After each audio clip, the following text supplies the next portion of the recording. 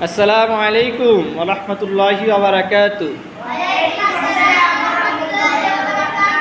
এখন আমরা শিখব নুরানি 1 নম্বর হাদিস। 1 নম্বর হাদিস শরীফ। আখলিস দীনাকা ইয়াকফিকাল আমালুল কলিল। হাদিস শরীফের অর্থ তোমার ইমানকে খাঁটি কর, অল্প আমলই নাজাতের জন্যে যথেষ্ট হইবে। 1 নম্বর হাদিস শরীফ। আখলিস দীনাকা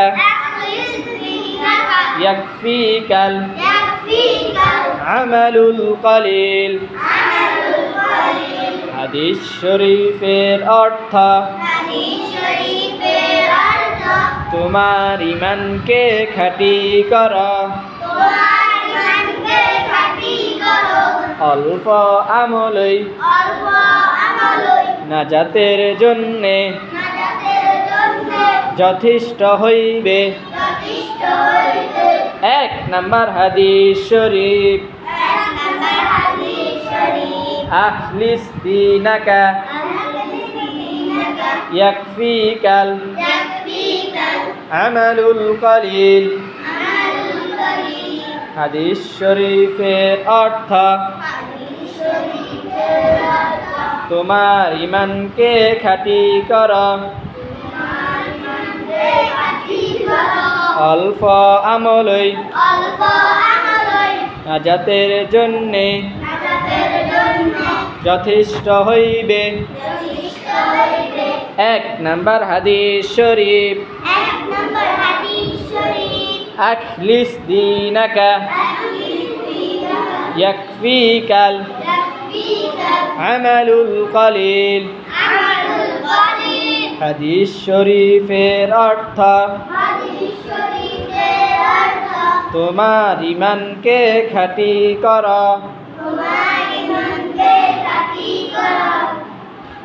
অল্প আমলই নাজাতের জন্যে যথেষ্ট হইবে। 1 নম্বর হাদিস শরীফ।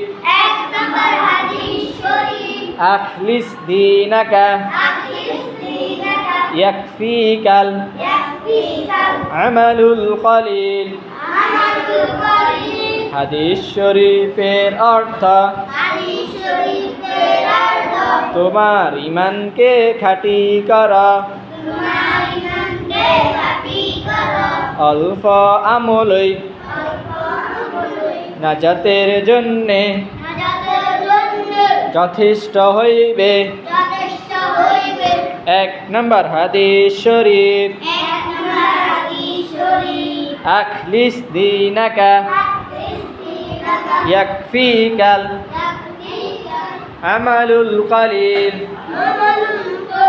হাদিস শরীফের অর্থ তোমার ইমানকে খাঁটি কর, অল্প আমলই নাজাতের জন্যে যথেষ্ট হইবে। সবাই জোরে পড়েন। 1 নম্বর হাদিস শরীফ। আখলিস দীনাকা ইয়াকফিকাল আমালুল কলিল। হাদিস শরীফের অর্থ তোমার ইমানকে খাঁটি কর, অল্প আমলই নাজাতের জন্যে যথেষ্ট হইবে। তাহলে ইমান খাঁটি থাকলে অল্প আমল করলে যথেষ্ট হবে। ইমান ঠিক রাখতে হবে, ইমানকে খাঁটি করতে হবে, নির্ভেজাল করতে হবে। এক আল্লাহর প্রতি বিশ্বাস আনতে হবে কঠোরভাবে, যে আল্লাহ আছেন, আল্লাহ আমার সব, আল্লাহ আমার সৃষ্টিকর্তা, আইনদাতা, রিজিকদাতা, তারপরে রাসূলের প্রতি, কিতাবের প্রতি, ফেরেশতাদের প্রতি, আখিরাতের প্রতি, এভাবে বিশ্বাস রেখে সেই বিশ্বাসের অনুযায়ী চলতে হবে।